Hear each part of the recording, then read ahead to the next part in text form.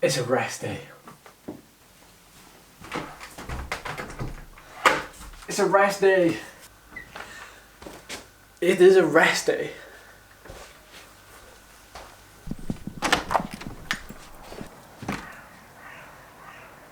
It's a rest day.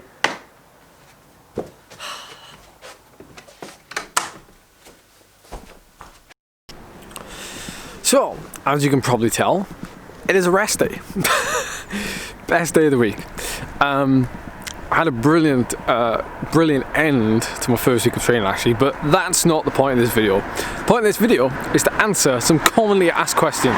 So it's taken me a while to get around to doing this, but I've been wondering which questions to address. And being that it's the new year, and being that there's quite a few new people around, I kind of thought that now is a good time to do it. So here's a couple of the most commonly asked questions that I get on my videos and on my live streams, in no particular order. Okay, so one of the most major questions I get. Okay, let's start with my metrics then. So let's start with who I am. My name's Ed, nice to meet you. I'm 26 years old. I am 177 centimeters high and I weigh 60 kilograms. And yes, I've been 60 kilograms for the last couple of years. I don't try to stay there. That's just where my body naturally lives, which does mean I'm quite small. I am quite small. A lot of people get shocked when they find out I'm 60 kilograms, but that probably explains why I'm quite good going up hills. So the other question I usually get, you could probably see where this is going, is what's my FTP? And my FTP, well, now it's 309, but last year, which was my best year for fitness, was 383. Now, take it with a pinch of salt. I never actually did a 1 hour FTP test, although I would like to do it. That was derived from a 20-minute effort. But I've managed to do 385 watts, going on for 390 for 35 minutes. So it puts my FTP at about 6.3, 6.4 watts per kilo, which then leads me on to the next question. Why aren't you a pro cyclist? Well, funny enough, Phil Guyman just did a video where he addressed this, not an elephant in the room, but he thinks that professional cyclists won't just be racing for teams, and he thinks it could go down the route of skateboarders and things like that, where you have private sponsorships.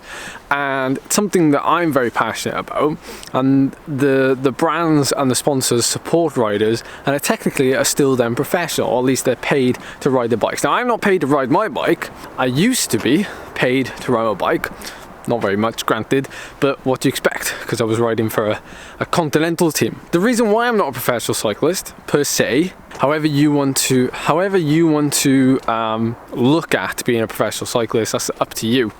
But I stepped away from racing for a professional team. I was given a contract. I was offered to sign a contract, and I turned it down so that I could pursue my own thing. And I often get questions from people, particularly on Instagram, who maybe don't watch the YouTube videos, and they often ask the question. They tend to be young riders, and maybe they think that I'm not good enough to be a professional cyclist, and it makes them worried that somebody with such high FTP or such vast experience can't be. But maybe it worries them that someone with such they see such a high FTP and they automatically assume should be professional or is a professional, and then they get worried then that I'm not. Another question I get often is actually, what's my resting heart rate? My resting heart rate is usually around the 44 to 43 beats per minute mark. That's not when I'm sleeping. That's just my average kind of resting heart rate through the day. So even if that's taken out of the equation, me actually exercising.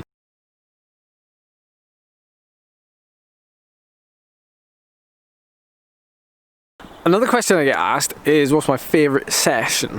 Favourite session I've ever done. And one of my most favourite sessions is actually a climb not that far from here, which is used to be used for the Swansea Wheelers Hill Climb course. And it's about 8 minutes long.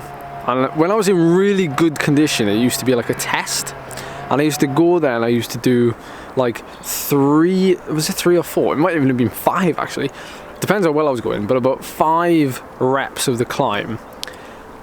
Not as hard as I could go, but they'd be like pretty much like I'd be on the limit in the last 2 minutes.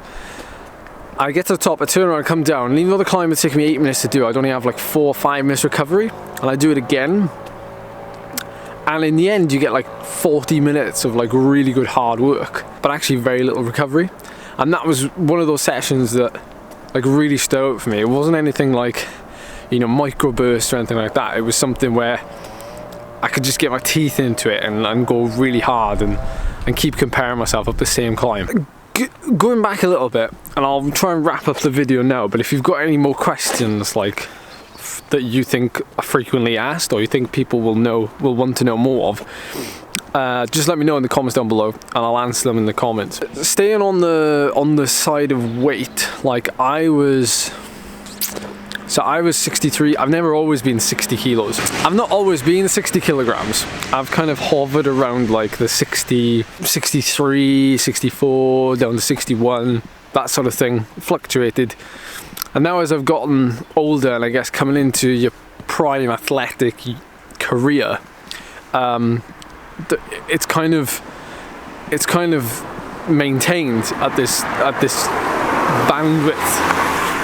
The question I get often asked a lot of that relates to weight and then power, people are often comparing like my power to that they see published on World Tour riders and things like that. And I don't think we should be doing that necessarily, because just like my goal of trying to do this 7 watt per kilo thing, you know, you wouldn't expect Alberto Contador to do that because he's trying to win the Tour de France. He's not trying to do his best ever 20-minute power, although, you know, it might be part of his test. So we should take that with a pinch of salt, definitely. Another question I get asked a lot as well is the training difficulty is the trainer difficulty setting. It's getting cold now that I use on Zwift when I race. Regardless, and it's kind of where the ed mode thing came from, the training difficulty I use is like anywhere between 40 and like 70%. I mean, it's quite a broad range there, but the reason why I have it set lower, or rather there's such a big difference between the two, is because I like to react. I like to react to what my body's telling me. So if my body's going, my legs are sore today, and I don't have that snap, then I'll set it lower, because it kind of gives the effect of just having the resistance there the whole time, and it makes you feel a bit like of a diesel, rather than if you have it set to 100, it's very spiky and you kind of got to be on top of the gear a lot, and you often get a higher cadence, I think, when you use the higher training difficulty. So yeah, that's my attitude to it. I use it like you'd use, you know, different gear ratios if you were in the Tour de France and you had a particularly hilly stage and you wanted a better gear ratio. Okay, so to wrap this up, I mean, I think I've pretty much touched on the most commonly asked ones. I mean, there's not many. I mean, that's the whole point of it. There's never like, you know, 15 commonly asked questions. But yeah, I think I've touched on the vast majority of them. I think the only other ones I can think of are like training related questions. But again, there's only so much I can fit into such a short video. When you watch my videos and when you see my power, I mean, my power now is probably far more relatable to a lot more of you, which is not a bad thing. It's not a bad thing at all. It's important that that I keep perspective for people with videos like this, particularly if you're a newcomer. So thank you so much for watching. I hope you enjoyed this little insight, and I'll see you this week for some Zwift racing and some training sessions. So see you soon.